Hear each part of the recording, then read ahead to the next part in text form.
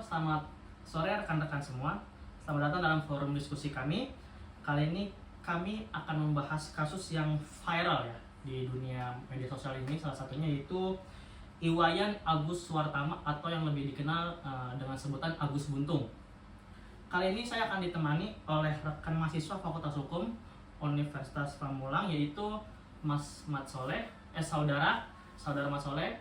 Halo. Kemudian saudara Ismail. Hai. Saya sendiri Muzaki. Lalu ada saudara Tiansyah dan saudara Riendi. Selanjutnya kita akan masuk dalam pembahasan berikut. Kan keterangan dulu dari Agus Buntung. Kita lihat secara logika dengan keadaan saya seperti ini, bagaimana saya mau melakukan kekerasan seksual atau pemerkosaan, sedangkan tiang tidak bisa benar-benar buka celana, buka baju.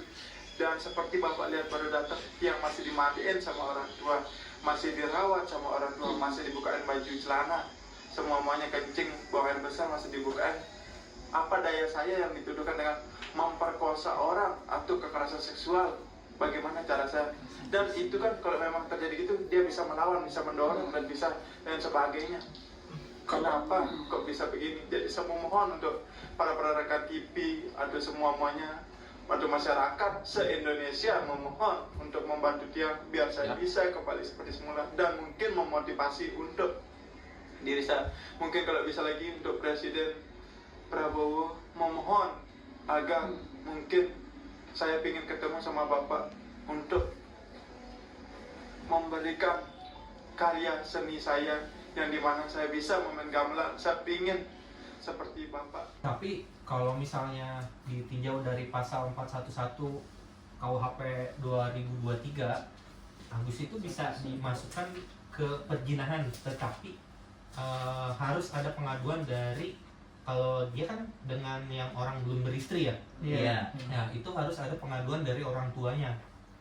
Dari orang tua atau si korban langsung ya? Iya. Tapi korban langsung kan Kalau yang Agus itu ada yang korban langsung. korban langsung kan? Iya. Kalau Kalau yang banyak juga ya, korbannya. cuma kalau yang selanjutnya yang apa namanya?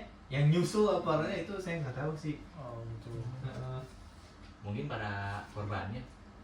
Nah, kalau pasal-pasal yang dikaitkan, Kan kenanya dia apa sih dia? bisa Pencabulan atau perzinahan atau mungkin pencabulan, perzinahan itu termasuk juga. Iya, karena salah satunya kan korbannya terlalu banyak ya, ada 13 Iya, korban. 13. Iya. Jadi banyak pasal yang masuk ke dalam kasus ini. Iya. Nah, cuman yang spesifik tuh yang kayak mana gitu. jadi kalau perzinahan bukan yang harus sudah suami istri gitu baru bisa masuk perzinahan kalau di KUHP lama ya? Iya, Iya, itu untuk itu. di KUHP lama. Untuk di baru dia nggak beda.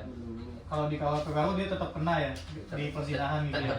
Tapi harus atas pengaduan Atas orang pengaduan. tua atau pasangan si yang berzina tersebut. Kalau secara logika sih memang nggak memungkinkan gitu kan? Iya, kalau kita nggak secara visual nih kita Iya. lihat. Dari sudut Iya kan, Dari gimana visi, cara untuk dari melecehkannya, gimana untuk memperkosakan. Sedangkan keterangan tersangka itu dia dimandiin juga, makan juga itu dibantuin oleh orang tuanya, masih membutuhkan orang tuanya, kemana-mana mengungsi orang tuanya. Nah, gimana itu untuk cara melecehkan dia, melecehkannya itu bagaimana? Kita secara logikanya nggak dapat gitu. Selanjutnya, mari kita simak penjelasan dari Polri dan para ahli dalam video berikut. Yang kalau rekan-rekan tahu sempat viral disabilitas yang menjadi tersangka, hari ini kita melakukan rilis. Jadi tindak pidananya adalah bukan pemerkosaan gitu ya, bukan pemerkosaan, akan tetapi ini adalah pelecehan seksual fisik. Perkara ini merupakan bukan perkara pemerkosaan yang kita anggap bahwa pemerkosaan itu ada dengan melakukan kekerasan fisik, melakukan dengan anggota lengkap tubuh dengan segala macamnya. Bukan itu. Jadi apa yang dilaporkan ini adalah bagaimana terjadi peristiwa pelecehan seksual yang disampaikan oleh Pak Kabid Humas. Dan undang-undang pasal yang diterapkan adalah pasal 6C, undang-undang spesialis, yaitu Undang-Undang Nomor 12 Tahun 2022 tentang TPKS, tindak pidana kekerasan seksual, bukan undang-undang pemerkosaan ataupun KUHP sebagaimana yang diatur dalam 285 ya. Jadi ini yang perlu kami luruskan terkait dengan pemberitaan ataupun viral yang di media, baik media mainstream, media sosial maupun media-media lainnya, baik itu secara kita di NTB maupun secara nasional. Ini yang perlu kita luruskan. Jadi kami menangani perkara pelecehan seksual secara fisik. Terus penetapan tersangka, kita menemukan 2 alat bukti. Kalau di dalam Undang-Undang TPKS nomor 12 tahun 2002, korban seorang perempuan itu merupakan saksi kunci, ya, saksi mahkota, yang utamanya pengakuan itu menjadi faktor utama suatu peristiwa itu bisa diungkap. Oke, dalam keterangan Polri tersebut, bahwasanya kasus Agus Buntung tersebut masuk ke dalam Undang-Undang nomor 12 tahun 2022 tentang pelecehan seksual pasal 6C, yaitu setiap orang yang menyalahgunakan kedudukan, wewenang, kepercayaan, atau perbawa yang timbul dari tipu muslihat atau hubungan keadaan atau memanfaatkan kerentanan, ketidaksetaraan, atau ketergantungan seseorang, memaksa atau dengan penyesatan menggerakkan orang itu untuk melakukan atau membiarkan dilakukan persetubuhan atau perbuatan cabul dengannya atau dengan orang lain, dipidana dengan pidana penjara paling lama 12 tahun dan atau pidana denda paling banyak 300 juta rupiah. Nah, menurut rekan-rekan sekalian, gimana sih tanggapan tentang hal ini? Oke, baik, terima kasih.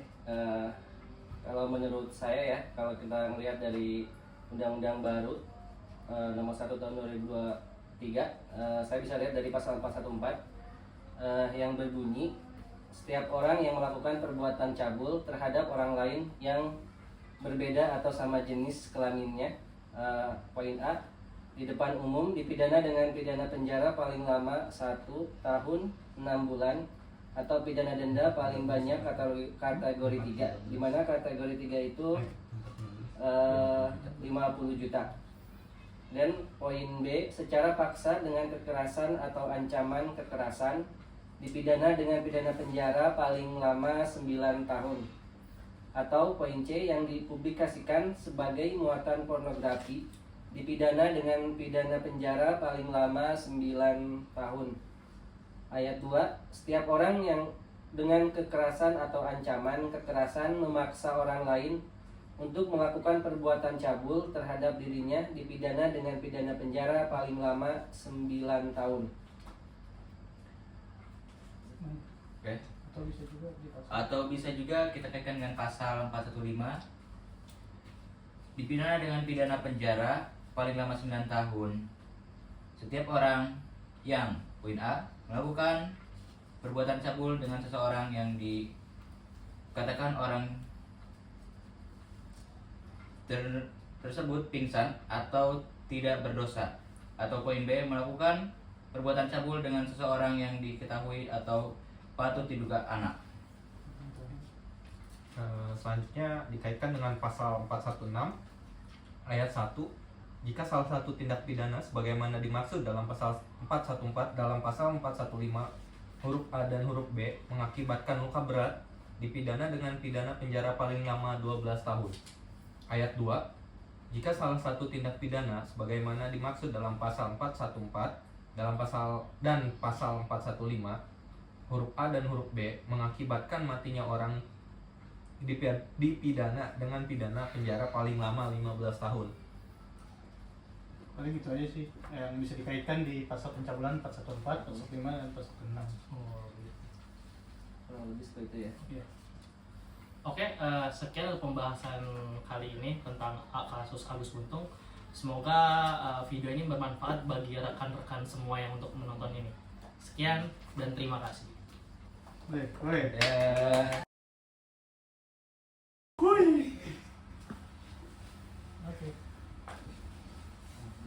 Halo, selamat Yes. Jadi gimana tanggapan tadi setelah kita lihat videonya tersangka Agus itu? Menurut saudara-saudara sekalian.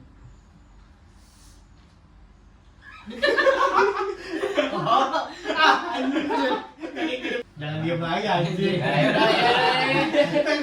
Gimana tanggapannya saudara? Diem. Setelah melihat video